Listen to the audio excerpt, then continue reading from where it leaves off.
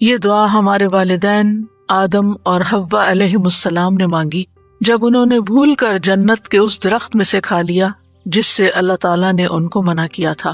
تو آدم اور حوا علیہم السلام دونوں نے کہا، اے ہمارے رب، ہم نے آپ کی نافرمانی کر کے اس درخت کا پھل کھا کر دراصل اپنی جان پہ ظلم کیا ہے، اور اگر تو نے ہمیں معاف نہ کیا، ہم پہ رحم نہ کیا، تو ہم ان لوگوں میں سے ہو جائیں گے جنہوں نے دنیا اور آخرت دونوں میں اپنا حصہ کھو دیا۔ لَنَكُونَنَّ مِنَ الْخَاسِرِينَ۔ یہ وہی کلمات ہیں جو آدم علیہ السلام نے اپنے رب سے سیکھے، اور پھر ان کے ساتھ ان دونوں نے دعا کی تو اللہ سبحانہ وتعالیٰ نے دعا قبول کر لی۔ فَتَلَقَّى آدَمُ مِن رَبِّهِ كَلِمَاتٍ فَتَابَ عَلَيْهِ إِنَّهُ هُوَ التَّوَّابُ الرَّحِيمُ۔ تو اس میں ایک بہت بڑی ہوپ ہے، ایک امید ہے کہ اگر ان کلمات کے ساتھ آدم اور حوا علیہ السلام کی دعا قبول ہوئی، ان کو اللہ تعالیٰ نے معاف کر دیا، تو انشاءاللہ اللہ سبحانہ وتعالیٰ ہمارے گناہوں کو بھی معاف کر دے گا اور ہمیں بھی بخش دے گا۔ تو قالا، دونوں نے کہا، ربنا، اے ہمارے رب، ظلمنا انفسنا، ہم نے اپنی جانوں پر ظلم کیا۔ جب انسان اللہ تعالیٰ کی نافرمانی کرتا ہے، اللہ تعالیٰ کے حکم کی مخالفت کرتا ہے، تو اللہ سبحانہ وتعالیٰ کو کوئی نقصان نہیں پہنچتا، اس کا کچھ نہیں جاتا، اس کی بادشاہت، اس کی ملکیت، اس کی قدرت سب اپنی جگہ رہتی ہے، اس کو کسی قسم کا کوئی نقصان نہیں پہنچتا۔ نقصان پہنچتا ہے تو خود انسان کو پہنچتا ہے، گناہ کرنے والے کو پہنچتا ہے۔ لہذا جب انسان اللہ سبحانہ تعالیٰ کی کوئی بات نہیں مانتا یا اللہ کے حکم کی نافرمانی کر کے مخالفت کرتا ہے تو دراصل اپنی جان پر ظلم کرتا ہے۔ ظلم کا مطلب ہوتا ہے کسی چیز کو اس کے خاص مقام پر جو اس کے لیے ہے وہاں نہ رکھنا، خواہ کمی یا زیادتی کر کے یا اس کے صحیح وقت یا اصلی جگہ سے اس کو ہٹا دینا، یہ ظلم ہوتا ہے۔ تو ایک ظلم انسان اللہ تعالیٰ کے ساتھ کرتا ہے جس کو شرک کہا جاتا ہے، کہ عبودیت یا عبادت کا حق صرف اللہ کا ہے۔ جب وہ اللہ سے لے کر کسی اور کو دے دیتا ہے، کسی اور کی عبادت میں لگ جاتا ہے، کسی اور کی پوجا پاٹ میں لگ جاتا ہے، تو اللہ کا حق مارتا ہے، یہ بھی ظلم ہے۔ دوسری قسم کا ظلم وہ ہے جو انسان دوسرے انسان پہ کرتا ہے جب اس کو اس کا حق نہیں دیتا۔ پھر اسی طرح تیسری قسم کا ظلم وہ ہے جو انسان خود اپنی ہی جان پہ کرتا ہے، جیسے قرآن مجید میں آتا ہے فَمِنْهُمْ ظَالِمٌ لِنَفْسِهِ، تو ان میں سے کچھ وہ ہیں جو اپنے آپ پر ظلم کرتے ہیں۔ تو انسان جب بھی گناہ کرتا ہے، چاہے وہ اللہ کے حقوق میں سے کسی حق کو نہ دینا ہو، اور سب سے بڑا حق تو اس کو اپنا معبود ماننا ہے، صرف اسی کی عبادت کرنا، یا بندوں کا حق جب نہیں دیتا، یا پھر اپنی خواہشات کے پیچھے چلتا ہے اور کوئی غلط کام کر بیٹھتا ہے، تو یہ ساری ہی ظلم کی قسمیں ہیں، اور اس میں انسان پر لازم ہو جاتا ہے کہ انسان غلطی کے بارے میں سوچے، اس کا اعتراف کرے، اس کو مان لے، اور پھر اللہ تعالیٰ سے بخشش کی دعا کرے۔ اسی طرح ہم دیکھتے ہیں کہ اللہ تعالیٰ نے کچھ حدود قائم کی ہیں، تلک حدود اللہ قرآن میں آتا ہے، یہ اللہ کی حد ہے، فلا تعتدوا، ان کو کراس نہیں کرو، ان سے آگے نہیں بڑھو۔ تو کسی بھی حد سے تجاوز کرنا یہ بھی ظلم کہلاتا ہے۔ اسی طرح کبیرہ گناہ ہو یا صغیرہ، سب ظلم میں شامل ہوتے ہیں۔ اور جب انسان ظلم کر بیٹھتا ہے، یعنی دوسرے لفظوں میں گناہ کر بیٹھتا ہے، تو پھر اس کے نقصانات کا سلسلہ شروع ہو جاتا ہے۔ قرآن مجید میں اللہ تعالیٰ فرماتا ہے وَاللَّهُ لَا يَهْدِي الْقَوْمَ الظَّالِمِينَ، اللہ ظالم لوگوں کو ہدایت نہیں دیتا، یعنی وہ اللہ کی ہدایت سے محروم ہو جاتے ہیں، وہ اللہ کی محبت سے محروم ہو جاتے ہیں۔ وَاللَّهُ لَا يُحِبُّ الظَّالِمِينَ، وہ کامیابی سے محروم ہو جاتے ہیں۔ إِنَّهُ لَا يُفْلِحُ الظَّالِمُونَ، یقیناً ظالم فلاح نہیں پا سکتے۔ ظالموں سے اللہ کا کوئی وعدہ نہیں کہ وہ انہیں بخشے گا یا نہیں۔ لا ينال عہد الظالمین، تو ظلم جو ہے یا دوسرے لفظوں میں گناہ جو ہے، یہ دراصل انسان کو خود ہی نقصان دیتا ہے۔ اس لیے جتنا جلد ہو انسان اپنے آپ کو اللہ سے توبہ کر کے اصلاح کی طرف لے جائے۔ اسی دعا میں آ گیا تھا وَإِن لَّمْ تَغْفِرْ لَنَا وَتَرْحَمْنَا، اگر تو نے ہمیں بخشا نہیں اور ہم پہ رحم نہیں فرمایا، لَنَكُونَنَّ مِنَ الْخَاسِرِينَ، یعنی اگر تو نے ہمارے پچھلے گناہ معاف نہ کیے اور تو نے ہماری اس توبہ کو قبول کر کے ہم پہ رحم نہ فرمایا، ہماری اس تکلیف کو دور نہ کیا، یعنی مغفرت، یعنی ہمارے گناہ کو معاف کر کے ہماری اس گلٹ اور جو اندر ایک تکلیف ہوتی ہے اس کو دور نہ کیا، اور رحمت کا مطلب ہے ہم پر خیر و برکت نازل نہ کی، تو ہم خسارے میں پڑ جائیں گے۔ یہاں آپ دیکھیں مغفرت پہلے اور رحمت بعد میں۔ رحمت اس پہ آتی ہے جس کی بخشش ہو جائے۔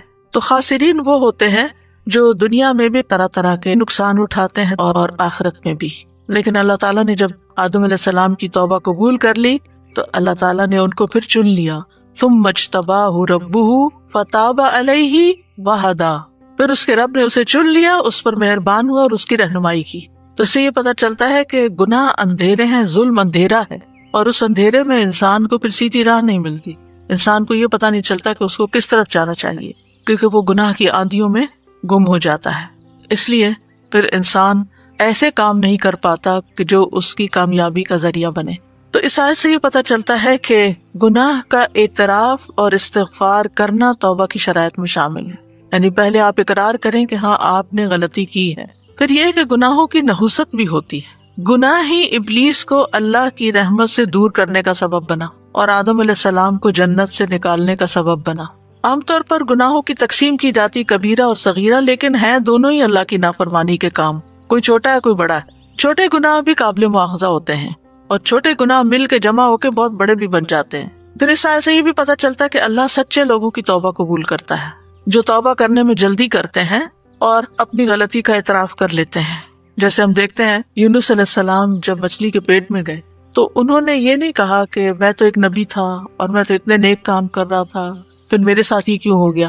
عام طور پر اگر ہم میں سے کسی پر کوئی مشکل آئے تو ہم اپنی صرف نیکیاں یاد کرتے ہیں کہ میں تو اتنی نمازیں بھی پڑھتا تھا، نفل بھی پڑھتا تھا، صدقہ خیرات بھی کرتا تھا، یہ بھی، پھر میرے ساتھ ایسا کیوں ہوا، اور ہم اپنی غلطیاں بھول جاتے ہیں۔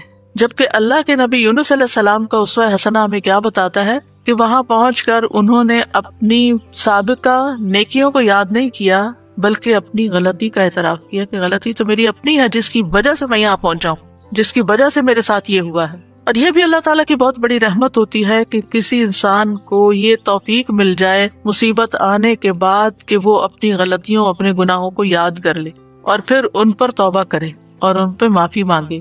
اور بعض اوقات تو امتحان بھی اللہ کی محبت کا نتیجہ ہوتا ہے، یعنی اللہ سبحانہ وتعالیٰ بندے کو طرح طرح سے ہدایت دیتا ہے کہ وہ سیدھے راستے پہ آئے، لیکن وہ آگے دیتا نہیں۔ پھر اللہ تعالیٰ اس کو کسی نہ کسی طرح آزماتا ہے کہ شاید اب یہ پلٹ ہے، شاید اب یہ میری طرف رجوع کر لے۔ ایک مشکل میں نہیں کرتا، دوسری ڈال دیتا ہے، دوسری سے نکلتے تیسری میں ڈال دیتا ہے تاکہ یہ اللہ کی طرف پلٹے۔ کچھ لوگ تو سنبھل جاتے ہیں، پلٹ آتے ہیں، اور کچھ لوگ اور زیادہ بگڑ جاتے ہیں۔ ہم نے کیا ہی کیا ہے، دوسروں کو بلیم کرتے رہتے ہیں کہ ان کی وجہ سے یہ ہوا میرے ساتھ۔ میں تو لوگوں کو سمجھا رہا تھا، قوم ہی نہیں مان رہی تھی، اس لیے میں نکل آیا۔ وہ جسٹیفائی کرتے تو کر لیتے، لیکن اس کا فائدہ کیا ہوتا؟ وہ تو اللہ تعالیٰ کو قبول نہیں تھی، کیونکہ اللہ کا حکم نہیں آیا تھا کہ آپ اس بستی کو چھوڑیں۔ لہذا انہوں نے کیا کیا؟ لا الہ الا انت سبحانک، اللہ تو پاک ہے، تیری کوئی غلطی نہیں، تو ہر عیب سے پاک ہے، غلطی تو میری تھی، انی کنت من الظالمین، میں نے غلط کیا تھا تو مجھے معاف کر دے۔ تو اللہ سبحانہ وتعالیٰ نے ان کی دعا قبول کر لی۔ اس آیت سے بھی یہ بات پتہ چلتی ہے کہ آدم اور حوا نے بھی اعتراف کیا، اور اس آیت سے بھی یہ بات پتہ چلتی، اور اسی طرح اور پیغمبروں کی دعاؤں میں بھی آتا ہے۔ تو اللہ کے نیک بندے وہ ہوتے ہیں جو اپنی نیکیوں سے زیادہ اپنے گناہوں کی طرف نظر رکھتے ہیں، اور نیکیوں کا پرچار کرنے کی بجائے اور ان کے اوپر تکبر کرنے کی بجائے وہ اپنے گناہوں کے بارے میں سوچ کے پشیمان ہوتے ہیں اور اللہ سبحانہ وتعالیٰ کی طرف رجوع کرتے ہیں۔ اور توبہ اور استغفار کرنا بذات خود ایک بہت بڑی نیکی، اور کسی کو اس کی توفیق ہو جانا اللہ تعالیٰ کی بہت بڑی رحمت ہے کہ کوئی ریئلائز کر لے اور اس کو توفیق مل جائے اور پھر وہ اللہ کا بن جائے۔ آپ دیکھیں کہ ابلیس نے اللہ کی نافرمانی جان بوجھ کے کی، لیکن جب اس سے باز پرس ہوئی کہ تم نے ایسا کیوں کیا تو اس نے اعتراف کی بجائے تکبر کیا اور اکڑ بیٹھا۔ آدم علیہ السلام سے بھول ہوئی تھی، جان کے نہیں انہوں نے کیا، بھول گئے تھے، لیکن جب انہیں پتا چلا کہ اللہ تعالیٰ ناراض ہے تو انہوں نے اپنی غلطی کا اعتراف کر لیا۔ ابلیس نے اپنی غلطی اور اپنی گمراہی اور نافرمانی کی ذمہ داری اللہ پہ ڈال دی۔ آدم علیہ السلام نے وہ ذمہ داری قبول کر لی کہ I was wrong۔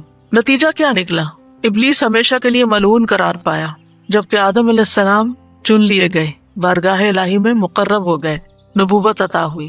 تو ابلیس کو اس کی خود پسندی نے تباہ کیا اور آدم علیہ السلام کو ان کے اعتراف گناہ نے کامیاب کر دیا، کیونکہ اس نے کہا تھا نا انا خیر منہ، اور انہوں نے کہا تھا کہ ربنا ظلمنا انفسنا۔ تو ہم میں سے ہر وہ شخص جو توبہ کر کے اپنے گناہوں کا اعتراف کرتا ہے وہ دراصل آدم علیہ السلام کی مشابہت اختیار کرتا ہے، اور جو اپنے گناہ پہ اڑا رہتا ہے اور تقدیر کا بہانہ بنا لیتا ہے تو وہ ابلیس کی مشابہت اختیار کرتا ہے۔ تو آدم علیہ السلام کو ان کی کسی فضیلت نے فائدہ نہیں دیا تھا کہ اللہ نے ان کو اپنے ہاتھ سے بنایا۔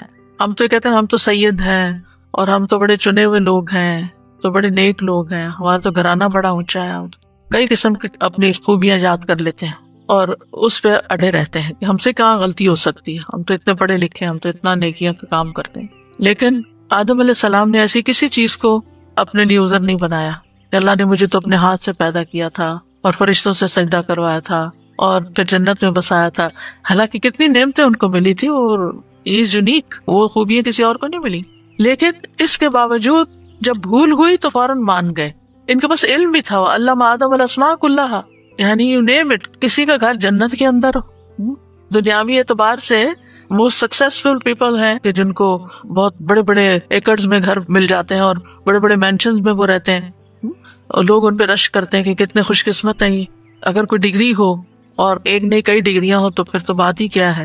یعنی مال بھی ہو، اوپر سے علم بھی ہو، اور پھر اوپر سے کسی بڑی شخصیت کے ساتھ رابطہ بھی ہو. وہاں تو اللہ سبحانہ تعالیٰ نے ان کو بنایا تھا. اور پھر یہ کہ سب لوگ ان کے مطیع بھی ہوں، انسان کیا فرشتے بھی آگے جھکے ہوئے ہوں. یعنی کتنی ساری چیزیں تھی تکبر کرنے کی.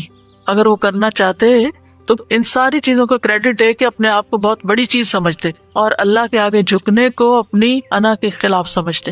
لیکن انہوں نے اس میں سے کسی چیز کو بھی نہیں سمجھا کہ اس کی وجہ سے میری کوئی بڑائی ہے، بلکہ کیا کہا، ربنا ظلمنا انفسنا وان لم تغفر لنا وترحمنا لنکونن. اللہ اگر تو راضی نہیں نا تو یہ جنت اور یہ فرشتوں کا سجدہ اور یہ علم اور یہ سب کچھ میرے کام نہیں آنے والا، یہ فائدہ نہیں دے گا. یہی حال بندہ مومن کا دنیا میں ہوتا ہے. نہ وہ اپنے مال پہ فخر کرتا ہے، نہ وہ اپنی ڈگریوں پہ اور اپنے علم پہ فخر کرتا ہے، اور نہ ہی وہ اپنے کسی عہدے اور منصب پہ کہ میں اتنے لوگوں کو کنٹرول کرتا ہوں، اتنے لوگ میرے انڈر کام کرتے ہیں. یہ بھی لوگوں کے لیے ایک بڑی فخر کی بات ہوتی ہے. لوگ بعض اوقات اپنا تعارف کراتے ہیں نا کہ میری یہ کمپنی ہے اور اتنے لوگ میرے پاس کام کرتے ہیں، وہ ایک فخر کی بات ہو جاتی ہے. تو وہ تو فرشتے ان کے آگے جھکے تھے، وہ کہہ سکتے تھے میں تو وہ ہوں جس کے آگے فرشتے جھک چکے، لیکن نہیں. یہی انسان کی انسانیت ہے. یہی اصل میں اللہ کے ساتھ فرما برداری اور اللہ تعالیٰ کے ساتھ ایک تعلق ہے کہ انسان سب کچھ ہوتے ہوئے بھی اللہ کے آگے جھکنے والا ہو اور اپنی غلطیوں کو دیکھنے والا ہو، اپنی غلطیوں کا اعتراف کرنے والا ہو کہ میں کچھ نہیں. اور یہ بھی آپ دیکھیے کہ دنیا میں ہمیں کتنی بھی عزت اور کتنا بھی شرف مل چکا ہو، لیکن اگر اللہ راضی نہیں اور اللہ کی نافرمانیاں کر کے گئے تو کوئی ٹھکانا نہیں، کسی نے کام نہیں آنا، کوئی فائدہ نہیں دے گا. پھر لا ملجا ولا منجا منک الا الیک، تجھ سے بھاگ کے تو نہ کوئی ٹھکانا ہے نہ کوئی پناہ گاہ مگر تیری طرف، پناہ تیرے ہی پاس ہے. تو انہوں نے رب کی تعظیم بجا لاتے ہوئے ادب کے ساتھ معاملہ کیا، اور یہی ہم سب پر لازم ہے کہ رب کی تعظیم کریں. اور یہ جو ہم اس عشرے میں ہر وقت اللہ اکبر اللہ اکبر اللہ اکبر پکار رہے ہیں، اس کا مقصد یہی. مجھے تو اس دفعہ اس کا مطلب بھی کچھ اور طرح سمجھ آیا کہ اللہ سبحانہ وتعالیٰ ان 10 دنوں میں ہمیں پوری طرح ٹریننگ دے رہے ہیں. یعنی میں غور کر رہی تھی کہ کیوں آخر سب سے افضل کام ان دنوں میں تکبیر پڑھنا ہے.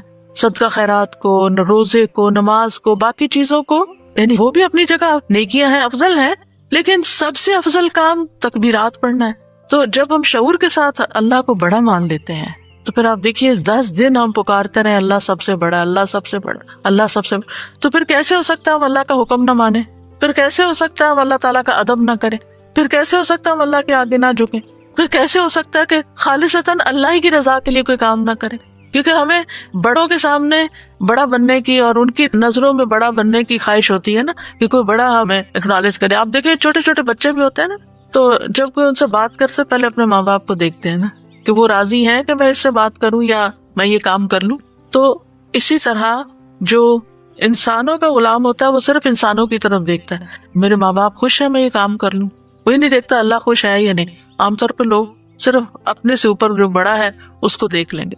استاد خوش ہے، پیر خوش ہے، بزرگ میرا خوش ہے، فلاں خوش ہے، اگر وہ خوش ہے تو بس ٹھیک ہے، یہی میری جنت ہے. اور بعض اوقات لوگ اپنے ماں باپ کو خوش کرنے کے لیے اپنی بیوی پہ ظلم ڈال رہے ہوتے. وہ کہتے ہیں یہ ہماری جنت ہے ماں باپ، یہ اگر ہم سے خوش ہے ہماری مرضی جس کے چاہے حقوق مار لیں.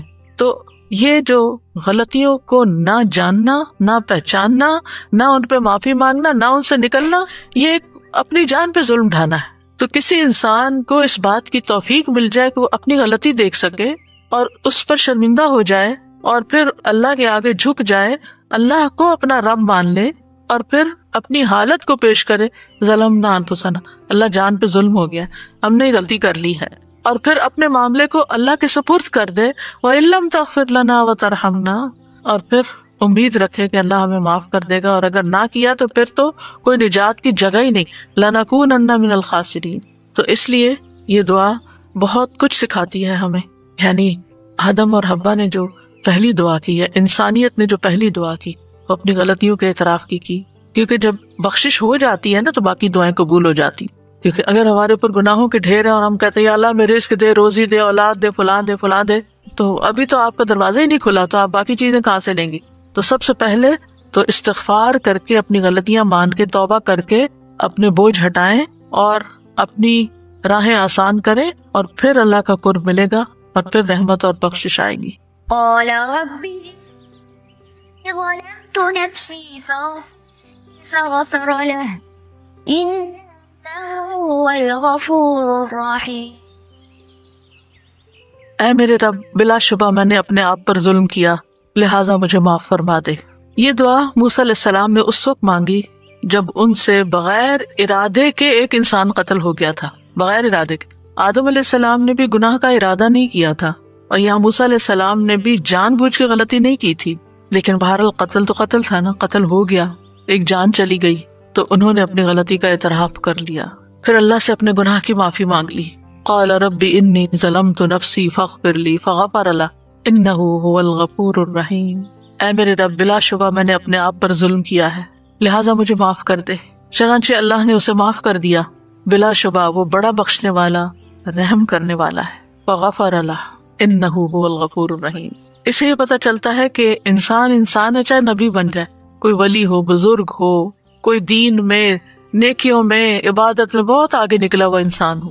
کیونکہ ہم کیا سوچتے ہیں، اس انسان سے نہیں غلطی ہو سکتی، یہ تو بہت نیک ہے، یہ تو دوسروں کو سکھاتا ہے، اور یہ تو اتنا عالم ہے، اور یہ تو فلاں ہے، یہ بھلا کیسے غلطی کر سکتا؟ نہیں، انسان کو انسان ہی سمجھے، اور کسی سے بھی غلطی ہو سکتی. ضروری نہیں کہ وہ ارادتاً کرے، وہ اچانک بھی ہو سکتی، لیکن غلطی کے بعد پھر وہ کرتا کیا ہے، اس کا رسپانس کیا ہے، یہ دیکھنے کی چیز. تو گناہ کے بعد ندامت اور شرمندگی اور اعتراف، یہ اللہ تعالیٰ کو محبوب ہے. اور یہ کیفیات اسی شخص میں آتی ہیں جو گناہ کے انجام سے ڈرتا ہے، کہ اگر میں نے توبہ نہ کی اور میں اس سے نہ نکلا تو پھر نتیجہ کیا نکلے گا، مجھے اس کے لیے تیار ہونا چاہیے. تو عقل مند انسان وہ ہوتا ہے جو کسی بھی گناہ کے نتیجے کو دیکھتا ہے، وہ گناہ کو نہیں دیکھتا بڑا ہے کہ چھوٹا ہے. کیونکہ کچھ لوگ تو اسی چکر میں رہتے ہیں، یہ کبیرہ گناہ ہے یا صغیرہ گناہ ہے. تو بات کبیرہ صغیرہ کی نہیں ہے، بات ہے رول توڑنے کی.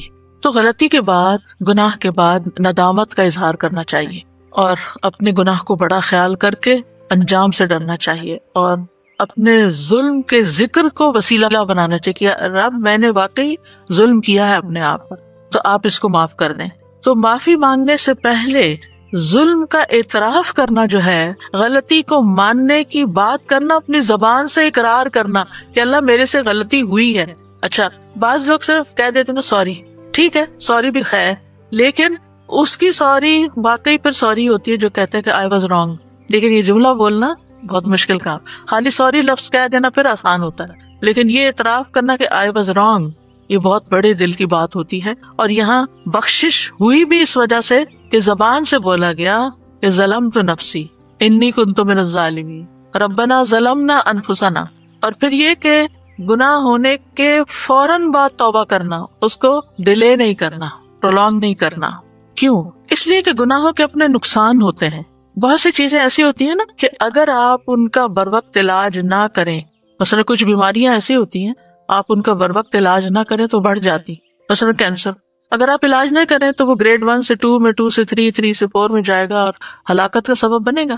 تو اس کو جتنا جلدی پکڑ لیا جائے اور جتنا جلدی اس کا علاج ہو جائے اتنا ہی اچھا ہے. اسی طرح کچھ اور بیماریاں بھی ہو سکتی ہیں، جسمانی بیماریاں، اسی طرح اخلاقی بیماریاں.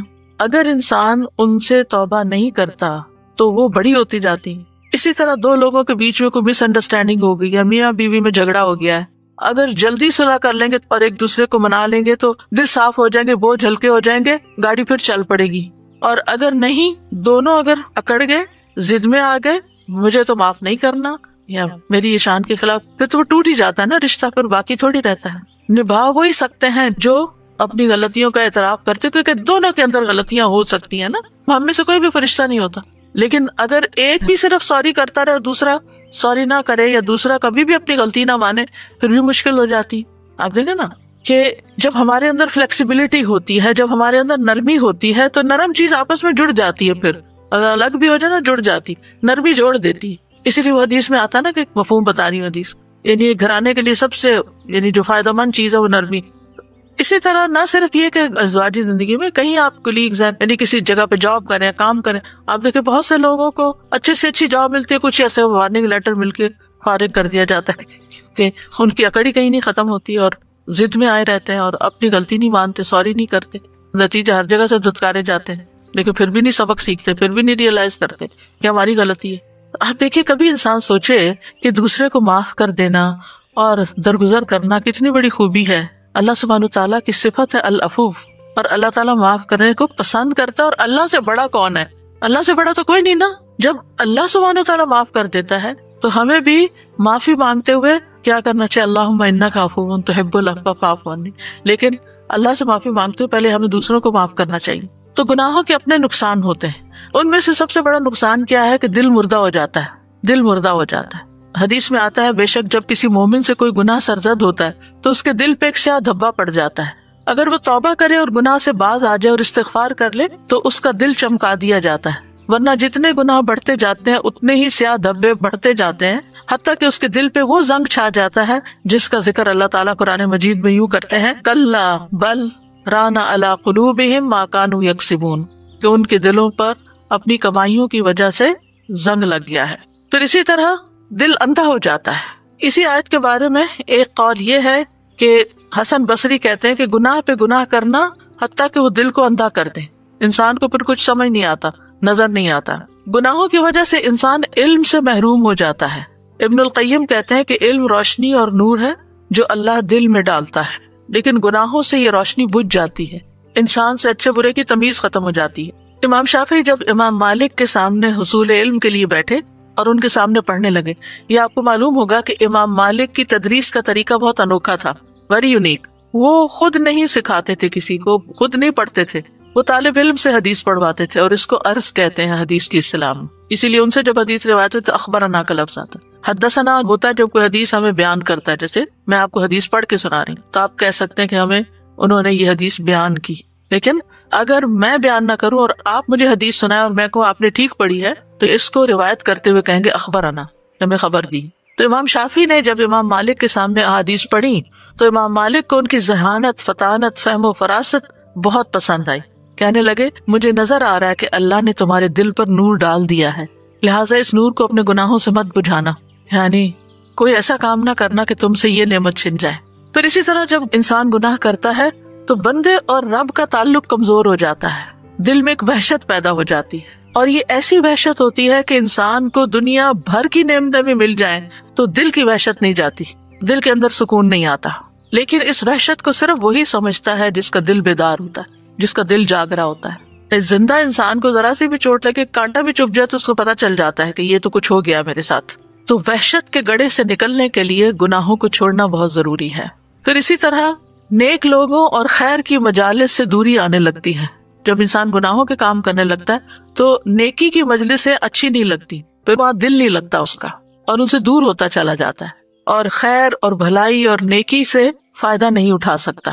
رحمانی گروہ سے دور ہو جاتا ہے، شیطانی گروہ کے قریب ہو جاتا ہے. پھر اسی طرح گناہوں کی وجہ سے انسان کے معاملات بگڑ جاتے ہیں، کوئی چیز ٹھیک نہیں رہتی.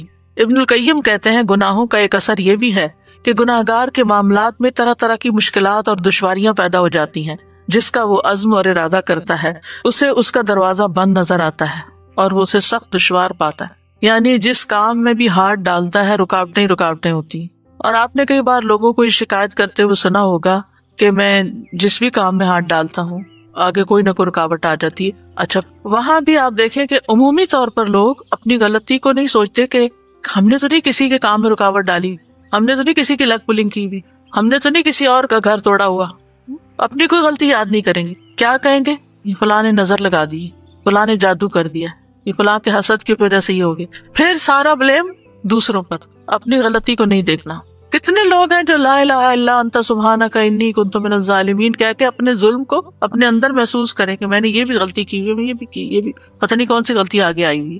لوگ دوسروں کے لیے پڑھتے ہیں، 1000 تم پڑھ دو، 1000 فلاں پڑھ دے، وہ فلاں پڑھ دے. تم یہی میں ہمیشہ کہتی ہوں کہ آپ کسی کے بہاف پہ کہہ رہے ہیں، مسئلہ اس کا ہے اور آپ کہہ رہے ہیں میں ظالم ہوں. ٹھیک ہے، ہم میں سے ہر شخص ظالم ہے کسی نہ کسی درجے میں، لیکن کسی کے بہاف پہ کیسے پڑھ سکتے ہیں؟ تو جب سوچے سمجھے بغیر انسان پڑھتا تو پھر اس کا کیا فائدہ ہو سکتا ہے؟ ریسنٹلی میری ایک فرینڈ ہے بچپن کی، وہ ان کے ساتھ میرا کافی باتیں شاتیں شروع ہوئی، تو وہ وڈو ہوئی، انہوں نے اپنی بیٹی کی شادی کی، بہت میں نے سمجھایا کہ آپ اپنی لمٹس میں ہی کریں، لیکن پھر بھی انہوں نے اتنا قرضہ اٹھا لیا اس شو شاہ میں اور سب دکھاوے میں اور سب کچھ، اور جیسے ہی شادی ختم ہوئی ساتھ ہی بیٹے سے نا کوئی ایکسیڈنٹ ہو گیا اتنا خوفناک کہ بندہ مر گیا۔ اب وہ بار بار اب جو نیک بندہ ملتا ہے اس کو کہتی میرے بیٹے کے لیے دعا کریں، وہ لوگ معاف کر دیں، وہ معاف کر دیں، اور پھر پتہ نہیں میرے سے بات کرتے کرتے اس کو ایک دم احساس ہوا کہ میں نے بہت دکھاوا کر دیا، تو یہ تو نہیں ہوا کہ بھئی یہ مجھے اس کی سزا، میں نے کہا اللہ نے آپ کو خود ہی سجا دیا، اب آپ استغفار کریں۔ تو یہ ہوتا ہے کہ ہمیں خود کو احساس نہیں ہوتا، جب آپ کسی سے بات کرتے ہیں تو کئی دفعہ آپ کی وہ بات اللہ تعالیٰ سجا بھی دیتا ہے، وہ لیئرز آ جاتی ہیں نا اوپر، وہ ہٹتی ہے تو پھر انسان کو آئینہ نظر آتا ہے۔ پھر یہ کہ ابن القیم کہتے ہیں کہ عمر، رزق اور عبادت کی برکت چھن جاتی ہے، کہ گناہوں کی ایک سزا یہ بھی ہے کہ عمر، رزق، علم، عمل، اطاعت، عبادت کی برکتیں چھن جاتی ہیں، دین و دنیا کی خیر و برکت گناہگار سے سلب کر لی جاتی ہے۔ نافرمان بندے کو آپ سب سے زیادہ خیر و برکت سے خالی پائیں گے، نہ اس کی عمر میں برکت ہوگی، نہ اس کے دین و دنیا کے کسی کام میں، کسی کام کا نہیں، کیونکہ اللہ تعالیٰ کا وعدہ ہے وَلَوْ أَنَّ أَهْلَ الْقُرَىٰ آمَنُوا وَاتَّقَوْا لَفَتَحْنَا عَلَيْهِمْ بَرَكَاتٍ مِّنَ السَّمَاءِ وَالْأَرْضِ وَلَٰكِنْ كَذَّبُوا فَأَخَذْنَاهُمْ بِمَا كَانُوا يَكْسِبُونَ۔ اور اگر ان بستیوں کے رہنے والے ایمان لاتے اور پرہیزگاری اختیار کرتے تو ہم ان پر آسمان و زمین کی برکتوں کے دروازے کھول دیتے، لیکن انہوں نے جھٹلایا تو ہم نے انہیں اس کی وجہ سے پکڑ لیا جو وہ کمائی کرتے تھے۔ اس سے یہ پتہ چلتا ہے کہ جب بہت سارے لوگ کسی بستی میں ایسے ہوں تو پھر ساری بستی کی شامت آ جاتی ہے۔ آپ دیکھیں کہ اس وقت کورونا کے بعد جو دنیا بھر کے حالات ہوئے، یعنی ہر سیکٹر متاثر ہو رہا ہے، سب ان مشکلات کی، اکنامک کرائسس کی، پتہ نہیں کون کون سی فلسفیاں بیان کر کے کہاں کہاں کے ریزنز بتا رہے ہیں، لیکن کوئی یہ نہیں کہتا کہ ہماری بھی کوئی غلطیاں ہیں، یا ہم نے جو اسراف اتنا شروع کر دیا ہے، جو ریسورسز کو اتنا ضائع کرنا شروع کر دیا ہے، اور جو غلط جگہ پر سپینڈنگ شروع کر دی ہے جہاں نہیں کرنی چاہیے، اور اس کے علاوہ بھی اللہ کی نافرمانیوں کے بے شمار کام شروع کر دیے، ان میں سے کسی چیز کی اصلاح تو کریں۔ کہیں تو ہم اپنی غلطیوں کو دیکھیں کہ ہم نے کہاں غلطی کی ہے کہ جس کی وجہ سے یہ ساری صورت ہے، زمین بھی وہی، آسمان بھی وہی، پھر کیوں قلت ہو رہی ہے؟ کہیں تو غلطی ہے نا، اس طرف کوئی جاتا ہی نہیں، سوچتا ہی نہیں، ایک دوسرے کو بلیم کرتے رہتے ہیں، فلاں کرپٹ ہے، فلاں چور ہے، فلاں ایسا ہے، فلاں ویسا ہے۔ ہم اگر ساری زندگی یہی کرتے رہے کہ دوسروں کی غلطیوں کو ہی اچھالتے رہے اور اپنی کسی غلطی کو نہ دیکھا اور اپنی اصلاح نہ کی، تو کبھی بھی حالات نہیں بدل سکتے ہمارے ہاتھ۔ اللہ تعالیٰ فرماتے ہیں وَأَن لَوِ اسْتَقَامُوا عَلَى الطَّرِيقَةِ لَأَسْقَيْنَاهُم مَّاءً غَدَقًا، اور اگر یہ لوگ سیدھے رستے پر قائم رہتے تو ہم انہیں ضرور بہت وافر پانی پلاتے۔ پانی سے مراد دنیا کی نعمتیں اور ساری رونقیں، ہم ان کو نعمتیں عطا کرتے۔ پھر کیونکہ گناہوں کے ارتکاب سے بندے کی روزی بھی کم ہو جاتی ہے، رزق روزی کم ہو جاتی ہے، عمر بھی کم ہو جاتی ہے۔ ابن القیم کہتے ہیں کہ گناہوں کی ایک تاثیر یہ ہے کہ گناہ عمر کو تباہ کر دیتے ہیں، عمر کی ساری برکتیں بندے سے چھن جاتی ہیں، یعنی جس طرح نیکی عمر کو بڑھاتی ہے اسی طرح فسق و فجور کم کرتا ہے۔ اس کا کیا مطلب ہے؟ یعنی یہ بھی ہو سکتا ہے جیسے رسول اللہ صلی اللہ علیہ وسلم نے فرمایا عمر میں اضافہ صرف نیکی ہی کرتی، یعنی آپ نیکی کرو اپنی ذات میں یا کسی انسان کے ساتھ، بھلا کرو تو اس سے عمر میں برکت ہو جائے گی، یعنی چاہے آپ 50 سال جیئیں، 60-70 سال جیئیں، لیکن اس میں آپ بہت اچھے اچھے کام کر جائیں گے، یعنی آپ اپنی آخرت کی اچھی تیاری کر جائیں گے۔ برکت کا مطلب ہوتا ہے چھوٹی چیز میں بڑا فائدہ۔ پھر اسی طرح ذلت اور صغار مسلط ہو جاتی ہے۔ سلمان تمیمی کہتے ہیں کہ ایک آدمی تنہائی میں اللہ کی نافرمانی کرتا ہے، اکیلے وہ گناہ کرتا ہے، جب وہ صبح کرتا ہے تو اس پر نافرمانی کی ذلت چھائی ہوئی ہوتی ہے۔ حسن بصری کہا کرتے تھے اگرچہ گھوڑے ان کو شاہانہ چال سے لے جا رہے ہوں اور خچر ان کو بگا رہے ہوں، نافرمانی کی ذلت ان کی گردنوں سے چپکی رہتی ہے۔ اللہ نے اس بات کے علاوہ کا انکار کر دیا کہ وہ ان کو ذلیل کرے جو اس کی نافرمانی کرتے ہیں، یعنی چاہے دنیاوی شان و شوکت ان کے پاس بہت ہوتی، اندر کا سکون نہیں ہوتا۔ جو اللہ کی اطاعت کرتا ہے اللہ اس کا ولی بن جاتا ہے۔ اللہ ولی الذین آمنوا یخرجہم من الظلمات الی النور۔ عبداللہ بن عباس کہتے ہیں نیکی کی چہرے پر خاص چمک ہوتی ہے اور دل پر اس کی خاص روشنی ہوتی ہے۔ نیکی کی وجہ سے رزق میں بھی برکت آتی ہے، بدن طاقتور ہوتا ہے، لوگوں کے دلوں میں آپ کی محبت بڑھتی ہے، جبکہ برائی کی وجہ سے چہرے پر پھٹکار پڑتی ہے، دل سیاہی میں ڈوب جاتا ہے، بدن بھی کمزور ہو جاتا ہے، روزی میں برکت نہیں رہتی، لوگ بھی بغض کرنے لگتے ہیں۔ پھر اسی طرح حال اور مستقبل کی نعمتوں کا زوال ہو جاتا ہے، ابن القیم کہتے ہیں کہ گناہوں کی ایک سزا یہ بھی ہے کہ ان سے حاضر اور موجود انعام زائل ہو جاتے ہیں اور انسان آئندہ آنے والی نعمتوں سے بھی محروم ہو جاتا ہے، یعنی اس کو خیر و بھلائی ملنے والی ہوتی ہے اس سے محروم ہو جاتا ہے، آپس کی محبت ختم ہو جاتی ہے۔ نبی صلی اللہ علیہ وسلم فرمایا کرتے تھے، اس ذات کی قسم جس کے ہاتھ میں محمد صلی اللہ علیہ وسلم کی جان ہے، جو دو آدمی بھی آپس میں ایک دوسرے سے محبت کرتے ہوں اور ان دونوں کے درمیان جدائی ہو جائے، الگ ہو جائیں وہ، تو وہ یقیناً ان میں سے ایک کے گناہ کی وجہ سے ہوگی۔ یعنی ویسے ان کی آپس میں بہت محبت تھی لیکن جدائی ہو گئی، کیوں ہوئی؟ ان میں سے ایک کے گناہ کی وجہ سے ساتھ چلا گیا۔ کبھی سوچتے نہیں، لیکن یہ مسند احمد کی حدیث ہے، اور نبی صلی اللہ علیہ وسلم جو بات بتاتے ہیں وہ وحی پر مبنی ہوتی ہے، آپ اپنے دل سے نہیں بتا رہے ہوتے، اللہ تعالیٰ کی طرف سے دل میں ڈالا جاتا ہے۔ پھر اسی طرح جب بندہ گناہ اور معاصی کے کام کرنے لگتا ہے تو شیطان مسلط ہو جاتا ہے اور وہ اسے اور غلط رستوں پہ لے جاتا ہے۔ اسی وجہ سے انسان پھر ایک گناہ کے بعد ایک گناہ کرنے لگتا ہے، ایک ظلم کے بعد ایک اور ظلم ڈالنے لگتا ہے۔ وَمَن يَعْشُ عَن ذِكْرِ الرَّحْمَنِ نُقَيِّضْ لَهُ شَيْطَانًا فَهُوَ لَهُ قَرِينٌ، جو شخص رحمان کے ذکر سے آنکھیں بند کر لیتا ہے ہم اس پر ایک شیطان مسلط کر دیتے ہیں جو اس کا ساتھی بن جاتا ہے۔ بعض گناہوں پر لعنت کی گئی ہے جیسے سود کا کھانا اور کھلانا، پھر اسی طرح گودنے والی اور گدوانے والی اور جو ٹیٹوز بناتے ہیں۔ پھر انسان نیکیوں سے محروم کر دیا جاتا ہے، یعنی نیکی کرنے کے مواقع نہیں ملتے اس کو اور نیکیوں کے دروازے بند ہوتے جاتے ہیں۔ گناہ کی وجہ سے بعض اوقات انسان ایسی نیکی سے محروم ہو جاتا ہے جو نیکی دنیا و مافیا سے بہتر تھی، وہ اپرچونٹی چلی گئی۔ جو بزنس کرتے ہیں ان کو معلوم ہے کہ بعض بزنس ایسے ہوتے ہیں کہ آپ اس میں ہاتھ ڈال دیں تو آپ کہیں سے کہیں پہنچ جاتے ہیں، ایک ہی ڈیل کافی ہو جاتی ہے آپ کو بہت اونچا لے جانے کے لیے، اور اگر وہ ڈیل ہاتھ سے چلی جائے، موقع چلا جائے، کوئی اور آگے آ جائے تو انسان ساری زندگی ریگریٹ کرتا رہتا ہے، کاش میرے پاس ہوتی وہ چیز تو میں آج کہاں سے کہاں ہوتا۔ آپ بعض اوقات کو سودا کر رہے ہوتے ہیں تو چھوٹی موٹی بات کی وجہ بن جاتی ہے، آپ پیچھے ہٹ جاتے ہیں اور بعد میں آپ کو احساس ہوتا ہے کہ آپ نے غلط کیا۔ تو ایسے ہی نیکیوں کے بھی مواقع ہوتے ہیں، خاص طور پر ان 10 دنوں میں۔ یہ 10 دن پورے سال سے افضل ہے، اور ان میں سب سے آسان کام اللہ کا ذکر ہے جو ہم ہر حال میں کر سکتے ہیں۔ لیکن پھر بھی میں نے دیکھا ہے کہ لوگ ادھر ادھر کی فضول باتیں کرنے سے باز نہیں آتے۔ کہیں 2 لوگ مل گئے، ادھر ادھر کی گپ شپ شروع ہو گئی، بیکار کی باتیں، بیکار کے تبصرے، بیکار کے مشورے جن کا کوئی فائدہ نہیں، بولے جا رہے، ذکر نہیں کرتے، نہ کرنے دیتے ہیں، نہ خود کرتے ہیں نہ کرنے دیتے ہیں۔ ظاہر ہے کہ جب آپ کے سر پہ کوئی آ کے کھڑا ہو جائے فضول باتیں کرنے، آپ ذکر کر بھی رہے ہو تو ہر جملے میں بھولیں گے۔ احساس نہیں ہے نا زیاں کا، نقصان کا، کہ ہم کتنا بڑا نقصان کریں، ایک اپنا اور ایک دوسرے کو خلل ڈالنے کا۔ تو یہ ہم سب سوچے، سب سے افضل عمل ان دنوں میں تکبیر پڑھنے کا۔ ہم ایک دن میں کتنی پڑھ لیتے ہیں، کتنی دفعہ پڑھتے ہیں، آخر محروم کیوں ہے؟ کیوں نہیں یاد رہتا؟ کیوں نہیں زبان پہ چڑھتی؟ کیوں نہیں کر پاتے؟ کیا ہمیں یقین نہیں ہے کہ واقعی یہ سب سے افضل کام ہے؟ مانتے بھی ہیں ہاں ہے، پھر کرتے بھی نہیں ہے، پھر یہ کیسا یقین ہے؟ تو ضرور انسان کو سوچنا چاہیے کہ کیا چیز رکاوٹ بنی ہوئی ہے آخر میرے آگے۔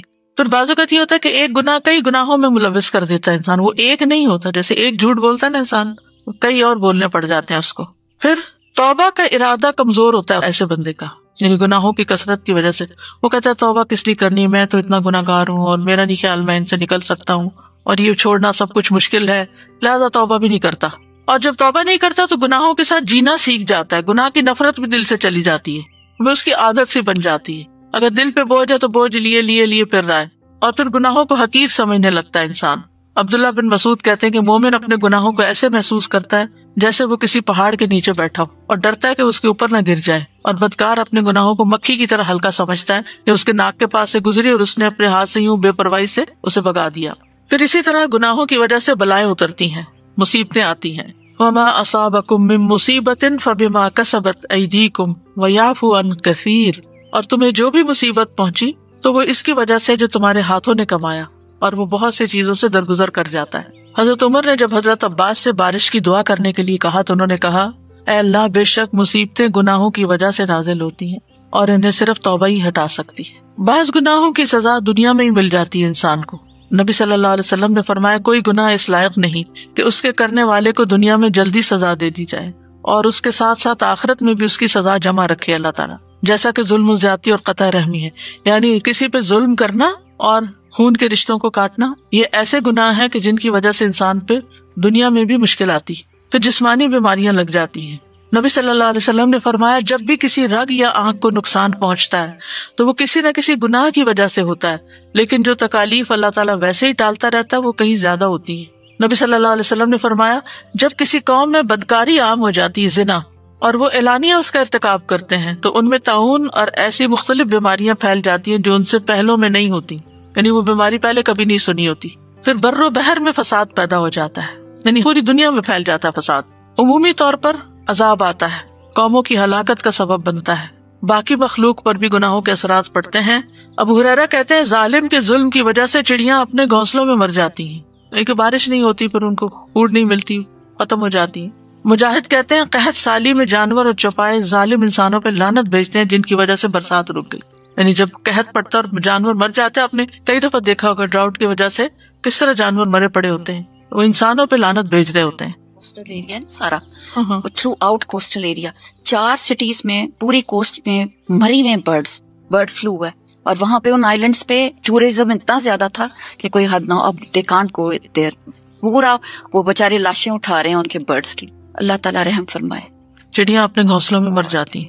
اکرمہ کہتے ہیں زمین کے جانور، کیڑے مکوڑے، چھپکلیاں اور بچھو تک چلا اٹھتے ہیں کہ بنی آدم کے گناہوں کی وجہ سے ہم پر برسات رک گئی ہے. تو صرف گناہگار کو اس کے گناہوں کی سزا نہیں ملتی بلکہ بے گناہوں پر بھی وہ منتقل ہو جاتی ہے. اسی لیے امر بالمعروف و نہی عن المنکر کرنا چاہیے کہ دوسروں کو روکنا چاہیے جو غلط کام کر رہا ہو. اور ایسے لوگ جب مرتے ہیں تو سب آرام پا جاتے ہیں. رسول اللہ صلی اللہ علیہ وسلم نے فرمایا یعنی فاجر بندہ جو ہوتا ہے اس کے مرنے پر بندے، شہر، درخت، چوپائے سب آرام پاتے ہیں. اور اگر انسان توبہ کیے بغیر مرتا ہے تو قیامت کے دن انسان پر گناہوں کا بوجھ ہوگا. اور قیامت کے دن جب سورج صرف 1 میل کی مسافت کے برابر قریب آ جائے گا اور اس کی گرمی میں اتنا اضافہ ہو جائے گا کہ دماغ ہانڈیوں کی طرح ابلنے لگیں گے تو لوگ اپنے اپنے گناہوں کے اعتبار سے پسینے میں ڈوبے ہوئے ہوں گے. یعنی جتنے جس کے گناہ ہوں گے اتنا اس کا پسینہ ہوگا، کسی کا ٹخنوں تک، کسی کا پنڈلی تک، کسی کا جسم کے درمیان تک، کسی کے منہ میں پسینے کی لگام ہوگی. پھر اسی طرح بعض گناہ نیکیوں کو ضائع کر دیتے ہیں، جیسے حقوق العباد میں اگر کسی پہ ظلم ڈھایا تھا. اب سوال یہ پیدا ہوتا ہے کہ کرنا کیا چاہیے. گناہوں پر توبہ کرنی چاہیے، انشاءاللہ کل کا لیکچر اس سے متعلق ہوگا. اور اس کے ساتھ ساتھ استغفار کرنی چاہیے، اللہ سے بخشش مانگنی چاہیے کہ یا اللہ تو ہمیں بخش دے. استغفار کرنے سے بخشش مل جاتی ہے، اللہ تعالیٰ راضی ہو جاتے ہیں.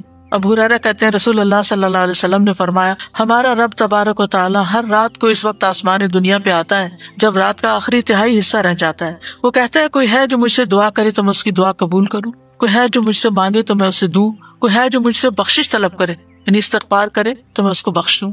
سورۃ النساء میں آتا ہے وَمَن يَعْمَلْ سُوءًا أَوْ يَظْلِمْ نَفْسَهُ ثُمَّ يَسْتَغْفِرِ اللَّهَ يَجِدِ اللَّهَ غَفُورًا رَحِيمًا.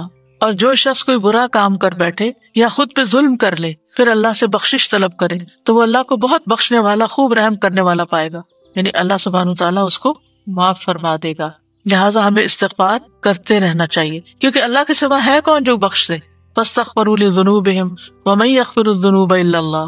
اللہ کے سوا کوئی گناہوں کو نہیں معاف کر سکتا. اور توبہ سے گناہ مٹ جاتے ہیں، جیسے التائب من الذنب کمن لا ذنب لہ، گویا اس نے کوئی گناہ کیا ہی نہیں.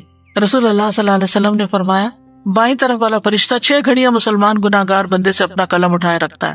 اگر وہ شرمندہ ہو اور توبہ کر لے تو قلم رکھ دیتا ہے، لکھتا ہی نہیں، ورنہ ایک گناہ لکھ دیتا ہے. 6 گھڑیاں، یہ نہیں پتا چلتا کہ گھنٹے ہیں یا منٹ ہیں یا جتنے، لیکن چلے منٹ بھی ہو تو یا گھنٹے ہو تو، یا منٹ ہوں گے یا گھنٹے ہوں گے. اور پیچھے جو میں نے ذکر کیا تھا کہ گناہوں سے دلوں پہ زنگ لگ جاتا ہے تو اس کا علاج بھی استغفار ہے. استغفار سے دل چمک کر صاف ہو جاتے ہیں. پھر نیکیاں کرنا، نیکیاں برائیوں کو مٹا دیتی ہیں. زیادہ سے زیادہ خیر کے کام کرنا، اللہ تعالیٰ کی رحمت آتی ہے استغفار کرنے سے. لولا تستغفرون اللہ لعلکم ترحمون. تم اللہ سے بخشش کیوں نہیں مانگتے تاکہ تم پہ رحم کیا جائے. یعنی جب ہم چاہتے ہوں کسی بھی مشکل میں گرفتار ہوں کہ اللہ تعالیٰ ہم پہ رحم فرمائے تو استغفار کی کثرت کر دیں. وَتُوبُوا إِلَى اللَّهِ جَمِيعًا أَيُّهَا الْمُؤْمِنُونَ لَعَلَّكُمْ تُفْلِحُونَ. دنیا کی زندگی میں بھی اچھا سامان ملتا ہے.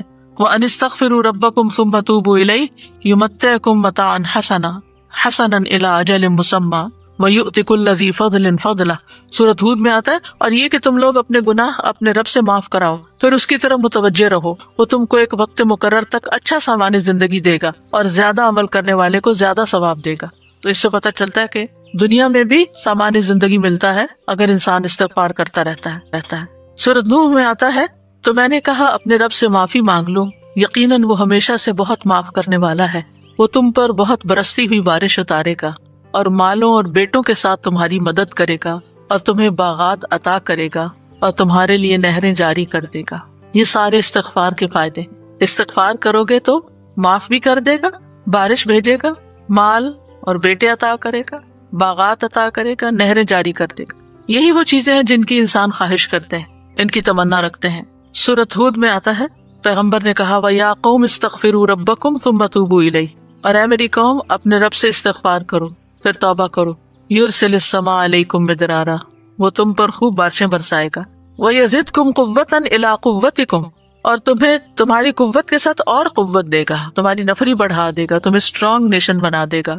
وَلَا تَتَوَلَّوْا مُجْرِمِينَ، اور مجرم بنتے ہوئے منہ نہ موڑو۔ اسی طرح بیماریوں کا علاج بھی ہے۔ قتادہ کہتے ہیں یہ قرآن تمہیں تمہاری بیماری اور علاج بتاتا ہے، گناہ تمہاری بیماری ہے اور استغفار ان کا علاج ہے۔ پھر سینے کی گھٹن اور تنگی دور ہوتی ہے، دل کو تندرستی اور سلامتی ملتی ہے۔ اگر دل سے سچا استغفار نکلتا رہے تو اللہ تعالیٰ دل کی تندرستی اور سلامتی لوٹا دیتا ہے، کیونکہ گناہ کی وجہ سے انسان کے اوپر بوجھ آ جاتا ہے، بے چینی آ جاتی ہے۔ پھر جب انسان استغفار کرتا ہے تو دوبارہ اس کا دل خوش ہو جاتا ہے۔ ابن تیمیہ کہتے ہیں استغفار انسان کو ناپسندیدہ کاموں سے ہٹا کر پسندیدہ افعال کی طرف لے جاتا ہے، ناقص عمل کی بجائے کامل عمل پر لگا دیتا ہے، ادنا مقام سے اٹھا کر اعلیٰ اور اکمل مقام تک پہنچا دیتا ہے۔ یہ استغفار کے فائدے ہیں۔ اللہ کا عذاب نہیں آتا، وما کان اللہ لیعذبہم وانت فیہم وما کان اللہ معذبہم وہم یستغفرون، کہ جب تک لوگ استغفار کرتے رہیں گے اللہ ان کو عذاب نہیں دے گا۔ نبی صلی اللہ علیہ وسلم نے فرمایا، مسند احمد کی روایت ہے کہ انسان جب تک اللہ عز و جل سے استغفار کرتا ہے اس وقت تک اللہ عز و جل کے عذاب سے محفوظ رہتا ہے۔ پھر اسی طرح نامہ اعمال جب انسان کو ملے گا تو وہ خوش ہو جائے گا۔ رسول اللہ صلی اللہ علیہ وسلم نے فرمایا جو یہ بات پسند کرتا ہے کہ اس کا نامہ اعمال اسے خوش کر دے تو وہ کثرت سے استغفار کیا کرے، یعنی اس نامہ اعمال میں خوب خوب استغفار بھر دے۔ نبی صلی اللہ علیہ وسلم نے یہ بھی فرمایا مبارک ہو اس کو جو اپنے نامہ اعمال میں کثرت سے استغفار پائے، اور پھر اللہ کی طرف توبہ کرنا جنتوں میں داخل کرنے کا سبب ہے۔ اب کرنے کے کام کیا ہے کہ ہم سب انسان ہیں، خطا کار ہیں، ہم سے غلطیاں ہوتی ہیں، ہم جانے انجانے غلطیاں کر جاتے ہیں، ہم غلطیاں کر کے بھول جاتے ہیں، بعض اوقات غلطی کر کے ہمیں احساس بھی نہیں ہوتا کہ ہم نے غلط کیا جب تک کوئی یاد نہ کرائے۔ تو ایسے میں انسان سب سے زیادہ استغفار کا محتاج ہے، انسان کو استغفار کرتے رہنا چاہیے۔ رسول اللہ صلی اللہ علیہ وسلم نے فرمایا میرے دل پر پردہ سا آ جاتا ہے، اسی وجہ سے میں ایک دن میں 100 بار اللہ سے استغفار کرتا ہوں۔ یہ اللہ کے رسول ہیں جو معصوم ہیں۔ ابن عمر کہتے ہیں مجلس میں رب اغفر لی وتب علی انک انت التواب الرحیم 100 مرتبہ شمار کرتے تھے۔ پھر یہ ہے کہ انسان جب استغفار کرے تو پورے یقین کے ساتھ کرے کہ اللہ تعالیٰ معاف کرے گا، یہ نہیں سوچنے تھے پتہ نہیں مجھے تو معاف کرے گا یا نہیں کرے گا، نہیں، پورے یقین کے ساتھ پورے عزم سے دعا کرے۔ اللہ تعالیٰ کے اوپر کوئی چیز بڑی نہیں کہ وہ عطا نہ کر سکے، وہ سب کچھ دے سکتا ہے، معافی بھی دے سکتا ہے۔ پھر یہ کہ جیسے ہی گناہ ہو جائے فوراً توبہ کی جائے اور سچی توبہ کی جائے، توبۃ نصوحا۔ اور سچی توبہ کا مطلب یہ کہ انسان پھر وہ گناہ دوبارہ نہ کرے، لیکن انسان ہونے کے ناطے اگر پھر ہو جائے تو پھر توبہ کرے، شرمندہ ہو کر واپس اللہ کی طرف آئے، دور نہ جائے، اپنے گناہوں پر نادم ہو۔ انسانوں کے حق میں گناہ کیا تو ان سے معافی مانگی، گناہوں سے ڈرتے رہنا چاہیے۔ کسی بھی سٹیج پر آپ پہنچ جائیں نیکی کی پھر بھی ڈرے۔ ابو ایوب کہتے ہیں ایک آدمی نیک عمل کرتا ہے اور اس عمل پر بھروسہ کرنے لگتا ہے، میں نے تو حج کر لیا، میں نے تو قرآن پڑھ لیا، میں نے تو صدقہ کر لیا، میں نے تو اتنے نوافل پڑھ لیے، تو انسان اپنی اس نیکی کو انف سمجھنے لگتا، بہت ہو گیا، بہت کچھ کر لیا۔ پھر چھوٹے چھوٹے گناہوں کا ارتکاب کرنے لگتا ہے، تو جب وہ قیامت کے دن اللہ سے ملاقات کرے گا تو اس کے گناہوں نے اس کو گھیر رکھا ہوگا، وہ چھوٹے چھوٹے چھوٹے چھوٹے چھوٹے چھوٹے وہ سارے اس کے ارد گرد ہوں گے۔ اور ایک آدمی برا عمل کرتا ہے پھر ہمیشہ اس سے ڈرتا ہے، یہاں تک کہ اللہ کو قیامت کے دن اس حال میں ملے گا کہ بے خوف ہوگا۔ یعنی جو ڈرتے ہوئے استغفار کرتے ہوئے زندگی بسر کرتا ہے وہ جب وہاں جائے گا تو ہر چیز صاف ہو چکی، خوش ہوگا۔ اور آخری چیز اور اہم ترین چیز یہ کہ اللہ تعالیٰ سے ہم دعا کرتے رہیں، اور سب سے پہلے یہی دعائیں ربنا ظلمنا انفسنا وان لم تغفر لنا وترحمنا لنکونن من الخاسرین۔ پھر موسیٰ علیہ السلام کی دعا رب انی ظلمت نفسی فاغفر لی۔ پھر ربنا اغفر لنا ذنوبنا واسرافنا فی امرنا وثبت اقدامنا وانصرنا علی القوم الکافرین۔ اے ہمارے رب ہمارے گناہ بھی معاف فرما، اور ہمارے کام میں اگر کوئی زیادتی ہو گئی ہے تو اسے بھی معاف کر دے، ہمیں ثابت قدم رکھ اور کفار کے مقابلے میں ہماری مدد فرما۔ یہاں اسراف کا لفظ آیا ہے، صرف ہر وہ کام جو انسان انجام دیتا اور حد سے بڑھ جاتا ہے، باؤنڈریز میں نہیں رہتا، یعنی حد سے تجاوز کرنا اسراف کہلاتا ہے۔ اعتدال پہ رہنا بڑا ضروری، نہ انسان کم کرے نہ زیادہ کرے۔ تو جب ہم کہتے ہیں ربنا اغفر لنا، اللہ ہمارے گناہوں پہ پردہ ڈال دے، ان کو ڈانپ دے، چھپا دے، اور ہمارے کبیرہ صغیرہ سب گناہوں کو معاف فرما دے۔ پھر ایک اور دعا ہے سورۃ الاعراف میں، انت ولینا فاغفر لنا وارحمنا وانت خیر الغافرین، تو ہی ہمارا مولا ہے، تو ہی ہمارا سرپرست ہے، لہٰذا ہمیں معاف کر دے اور ہم پہ رحم فرما، تو ہی سب سے بڑھ کر معاف کرنے والا ہے۔ یہ حضرت موسیٰ کی دعاؤں میں سے ہے۔ انہوں نے دعا اللہ کی تعریف سے شروع کی، انت ولینا، تو ہمارا دوست ہے، تو ہمارا مددگار ہے، فاغفر لنا، تو ہمیں معاف کر دے۔ تو اللہ کے ولی ہونے کا وسیلہ پکڑا انہوں نے، اور پھر بخشش مانگی۔ کہتے ہیں نا کہ اللہ کے ناموں سے پکارو اس کو، یہ بھی ایک طریقہ ہے اس کا۔ پھر ربنا اغفر لنا ولاخواننا الذین سبقونا بالایمان ولا تجعل فی قلوبنا غلا للذین آمنوا ربنا انک رؤوف رحیم، اے ہمارے رب ہمیں بھی بخش دے اور ہمارے ان بھائیوں کو بھی بخش دے جو ہم سے پہلے ایمان لائے تھے، اور جو لوگ ایمان لائے ہیں ان کے لیے ہمارے دلوں میں کوئی کدورت نہ رہے، اے ہمارے رب تو بڑا شفقت کرنے والا اور رحم کرنے والا ہے۔ یہ تو قرآنی دعائیں تھی بخشش کی۔ مسنون دعائیں، استغفر اللہ و اتوب الیہ، استغفر اللہ و اتوب الیہ، دن میں کم از کم 100 دفعہ پڑھیں، اے اللہ میں استغفار اور توبہ کرتا ہوں۔ پھر اللہم اغفر لی ذنبی و خطئی و عمدی، اے اللہ میرے گناہوں، لغزشوں اور جان بوجھ کر کیے جانے والے گناہوں کو معاف کر دے۔ پھر اسی طرح ایک اور دعا ہے، اللہم اغفر لی ما اخطأت وما تعمدت وما اسررت وما اعلنت وما جہلت وما تعمدت، اے اللہ میرے ان گناہوں کو معاف کر دے جو میں نے غلطی سے کیے، جان بوجھ کر کیے، علانیہ طور پہ کیے، نادانی میں کیے یا جانتے بوجھتے ہوئے کیے۔ یہ استغفار کا کارڈ ہے نا، اس میں یہ دعائیں موجود ہیں۔ نبی صلی اللہ علیہ وسلم تشہد اور سلام پھیرنے کے دوران یہ دعا پڑھتے تھے، درود شریف کے بعد، اس وقت پڑھی جا سکتی ہے یہ دعا۔ اللہم اغفر لی ما قدمت وما اخرت وما اسررت وما اعلنت وما اسرفت وما انت عالم به منی انت المقدم وانت المؤخر لا الہ الا انت، یہ دعا تشہد کے بعد پڑھتے تھے۔ ایاک نستعین میں بھی ہے، اور نماز کے بعد کے اذکار کی جو دعا ہے ان میں بھی ہے، اور استغفار کا جو پنک کارڈ ہے اس کے اندر بھی ہے۔